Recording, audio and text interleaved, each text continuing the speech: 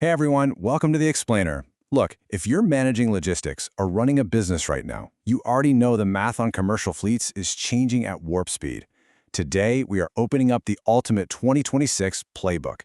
We're going to be looking at the newest hardware, the smartest financing strategies, and some incredibly powerful tax incentives that could completely change how you acquire your next vehicle. Okay, let's dive into this. We've got a three-part masterclass for you today. We'll start with choosing the asset, then figuring out how to finance it, and finally, maximizing your financial return through the tax code. All right, part one, the EV fleet revolution. For years, we've all felt the pain of high fuel prices and endless engine maintenance dragging down the bottom line. But things are shifting, and it's largely because Amazon finally has to share. That's right, the 2026 Rivian Commercial Van, or RCV, is officially available to the general public. Starting at $79,900, it is definitely hard to miss.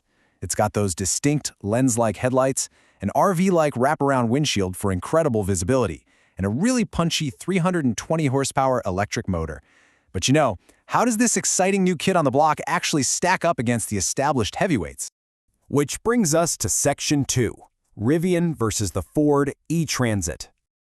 Picking the right van is literally step one for your business operations, and you can instantly see the philosophical differences between these two. On one hand, you've got Rivian bringing this undeniable startup energy. It has an ultra-modern, boxy design and a massive 15.6-inch infotainment screen, though to be fair, they're still building out their dealer network. On the flip side, the Ford E-Transit. It's all about established, practical reliability. It sticks with traditional cargo hinges that don't eat into your space, uses an independent suspension, and boasts a massive service network that is roughly 58 times larger than Rivian's. And this brilliantly illustrates the bottom line when we look at the hard numbers. The E-Transit is an absolute workhorse. It gives you a higher payload capacity, up to 3,320 pounds, and a really tight 47.8-foot turning circle, which is a lifesaver on narrow city streets. Plus, it has a slightly lighter frame. Rivian, however, absolutely holds its own and pulls slightly ahead on maximum range at 161 miles. So it really boils down to this. What does your day-to-day actually demand? Do you need heavy payload capacity and tight maneuverability? Or are you prioritizing range and a tech-forward aesthetic? Okay, moving on to Section 3, leasing versus buying. So, you've picked the physical asset. Awesome. Now comes the hard part, figuring out how to actually finance it. Which financial path truly fits your company's cash flow and long-term goals? Before you sign any paperwork, you absolutely need to take a hard look at your financial capacity, your upfront budget, and your growth trajectory. Let's break down the advantages of both. Let's start with buying. Buying outright is pretty much the gold standard for stable, predictable operations. If your drivers are logging incredibly high miles, buying is ideal because there are zero mileage limits to worry about. You own it, which means you have complete freedom to customize the van with heavy shelving or custom branding. Plus, it goes straight onto your balance sheet as a tangible business asset. And once it's fully paid off, your only real ongoing worry is basic maintenance. But what if you don't want to tie up all that capital? Well, on the flip side, leasing is designed around one major thing, preserving your cash flow. You're generally looking at significantly lower upfront costs and lower monthly payments. So the crucial point is that this is a perfect match for fast-growing companies that want access to the absolute newest EV technology without being locked into a long-term commitment. You get to easily upgrade every 2 to 4 years. And, as a huge bonus, fleet maintenance is often completely covered under warranty the entire time. Now, if you do decide to lease, let's look at Section 4, navigating lease types. If leasing is your chosen path, you've got to understand the two very distinct types of commercial leases out there. First up is the open-end lease. This is a highly flexible option where you usually won't have any mileage restrictions, getting you as close to ownership as possible. But here's the catch. You take on the depreciation risk. At the end of the term, there's often a terminal rental adjustment clause, or TRAC. Basically, the leasing company compares the van's actual market value to what they originally predicted it would be worth. Depending on how the math shakes out, you could owe a lump sum, or, hey, you might actually get some compensation back. Then you have the closed-end lease. You can think of this as the walk-away lease. The leasing company assumes all the depreciation risk, making it incredibly predictable and safe for your budget. But that safety net comes with strict parameters. You will have rigid mileage limits, and if your commercial use results in excessive wear and tear, you're going to get hit with some hefty financial penalties when you try to hand the keys back. The bottom line? It's safe, but you've got to play by the rules.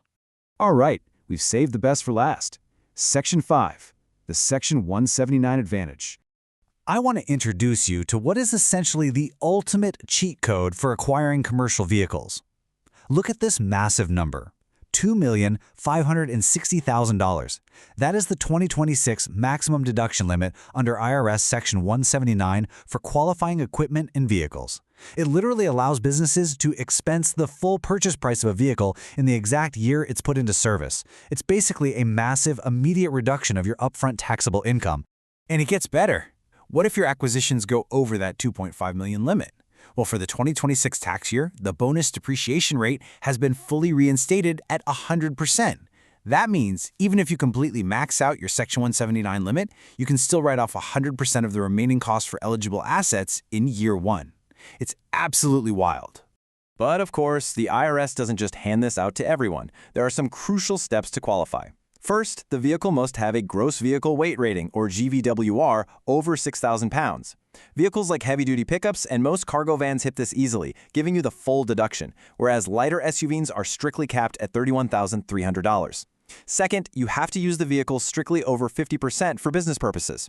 Third, it needs to be purchased and placed into active service by December 31, 2026. And finally, because this targets small to mid-sized operations, your total equipment spending for the year must stay under $6.65 million. Now, what's really interesting about this is how it plays out in the real world.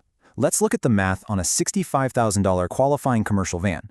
Because it meets the weight criteria, you can take a full $65,000 Section 179 deduction. If we assume you're in a 21% tax bracket, that translates to $13,650 in actual, immediate cash savings. Suddenly, the true cost of that brand new vehicle drops to just over $51,000 in year one. That is a total game changer for your cash flow. To make sure you capture every single available dollar while keeping everything completely audit-proof, there are a few best practices you need to follow. Always verify the exact GVWR on the manufacturer's spec sheet before you sign anything. Keep strict, detailed mileage logs to easily prove that 50+% business use. Make sure the vehicle title is officially registered in your business's name.